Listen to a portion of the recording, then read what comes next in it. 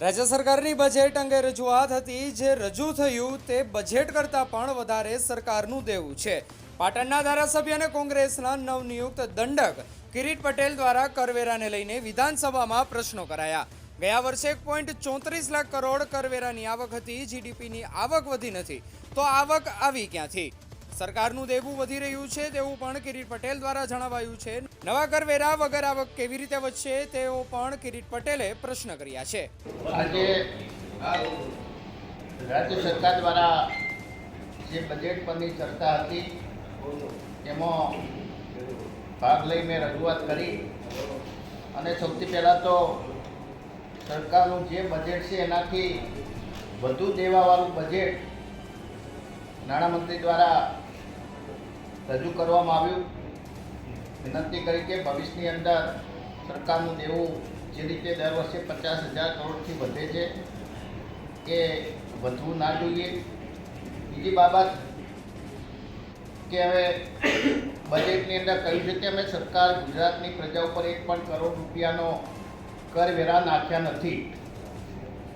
સરકારના જ આંકડા બતાવે છે કે 2020-21ની અંદર સરકારની કરવેરાની આવક એ 70,300 કરોડ રૂપિયા હતી અને માત્ર 4 વર્ષની અંદર એ આવક 1,49,00,000 કરોડ રૂપિયાથી વધુ થઈ।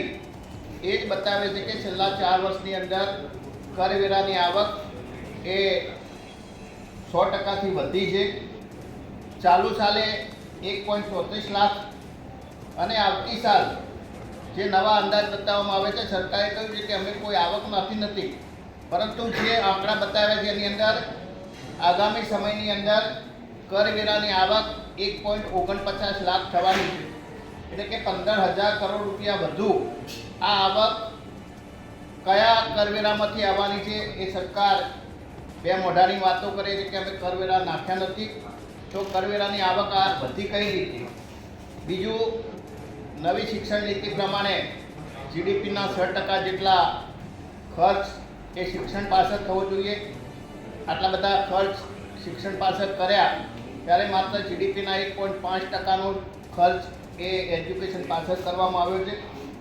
અને સૌથી મહત્ત્વની બાબત કે તારીખ 16/9/2023ના દિવસે જ્યારે રાજ્યની અંદર તમામ કર્મચારીઓ જૂની પેન્શન યોજના અને એમના જે માગણીઓ હતી એના માટે આંદોલન કરેલું અને એ દિવસે 16/9/2023ના દિવસે રાજ્યના 5 મંત્રીઓએ એક કમિટી બનાવેલી અને પ્રેસ નોટ જાહેર કરેલી કે 1/4/2005 પહેલાં જે કર્મચારીઓ ભરતી થયા છે એને નવી પેન્શન યોજના આપવામાં આવશે।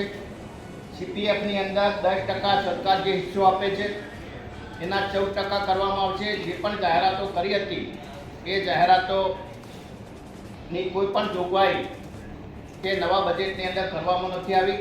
એટલે મેં એ પણ કહ્યું કે જ્યારે તમે ગીતાની વાત કરો છો, ગઈકાલે ગીતાની વાત કરી, ગીતાની અંદર કહ્યું છે કે તમે શાસક કરતાઓએ જે કહ્યું હોય એ કરવું જોઈએ।